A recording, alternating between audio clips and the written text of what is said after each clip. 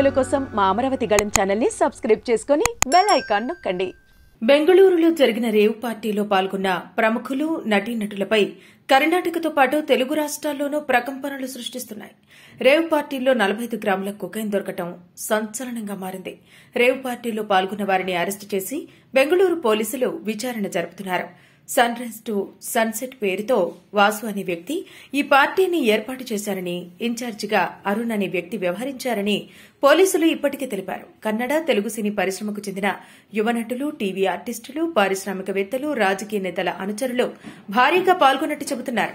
అయితే ఈ పార్టీలో ఏపీ వైసీపీ మంత్రి కాకాణి గోవర్ధన్ రెడ్డి పేరుతో ఉన్న కారులో ఆయన పాస్పోర్టు సైతం దొరికింది. బెంగళూరు ఫామ్ హౌస్ లో జరిగిన రేవ్ పార్టీలో ఓ కారుపై తన పేరుతో ఉన్న ఎమ్మెల్యే స్టిక్కర్ ఉండటంపై కాకాణి వివరణ ఇచ్చుకున్నారు.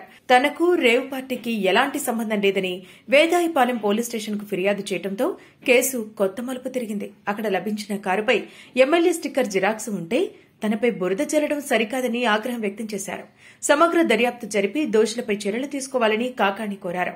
ఎమ్మెల్యే స్టిక్కర్ను ఫోర్జరీ చేశారని, ఈ మేరకు విచారణ జరిపి నిందితులపై కఠిన చర్యలు తీసుకోవాలని కోరారు.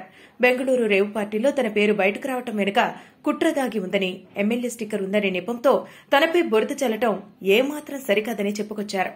ఎవరో కొందరు పనిగట్టుకుని మరీ తనపై దుష్ప్రచారం చేస్తున్నారని మంత్రి కాకాణి ఆగ్రహం వ్యక్తం చేశారు. రేవ్ పార్టీలో పట్టుబడ్డ కారు ఓనర్తో కానీ, ఆ కారులో ప్రయాణించిన వారితో కానీ తనకు ఎలాంటి సంబంధం లేదని కాకాణి వెల్లడించారు. ఆ కారు రిజిస్ట్రేషన్ విజయవాడకు చెందిన తుమ్మల వెంకటేశ్వరరావు పేరుతో ఉందని, ఆయన ఎవరో కూడా తనకు తెలియదని చెప్పుకొచ్చారు. ఈ రేవ్ పార్టీ వ్యవహారంపై బెంగళూరు నార్కోటిక్ పోలీసులు కేసు నమోదు చేసి సమగ్ర దర్యాప్తు జరుపుతున్నారని, త్వరలోనే వాస్తవాలు బయటకు వస్తాయనే నమ్మకం తనకు ఉందని కాకాణి వెల్లడించారు.